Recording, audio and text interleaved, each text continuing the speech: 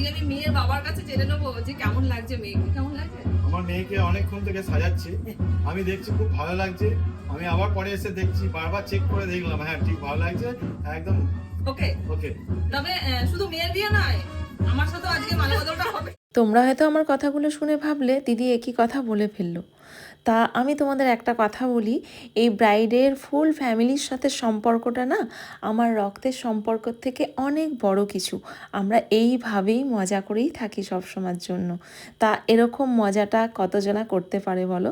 তা আমি এইভাবেই হাসি খুশি মজা করে সবার সাথে থাকতে ভালোবাসি। আমার সাথে সাথে ব্রাইডের মা কি বললো সেটাও তোমরা শোনো। এই যে আমার সতীন আমাকে ওয়ারেস খাওয়াচ্ছে সাজাতে সাজাতে।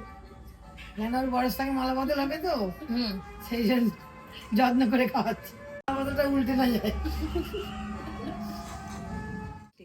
তো সুমি, তোর ফুল লুক কমপ্লিট হয়ে গেল, কেমন লাগলো? সুন্দর, আমি মন থেকে খুব খুশি, খুব খুশি। হ্যাঁ খুব খুশি, শান্তি পেয়েছি এরকম এত সুন্দর হবে সেজে। এই যে মেয়ের মাইদিকে বলছে কি কেমন লাগলো লুকটা মেয়ের? ভালো লাগলো, এই মাত্র ফাটাফাটি বলছিল, এখন ভালো লাগলো। ভালো লাগলো।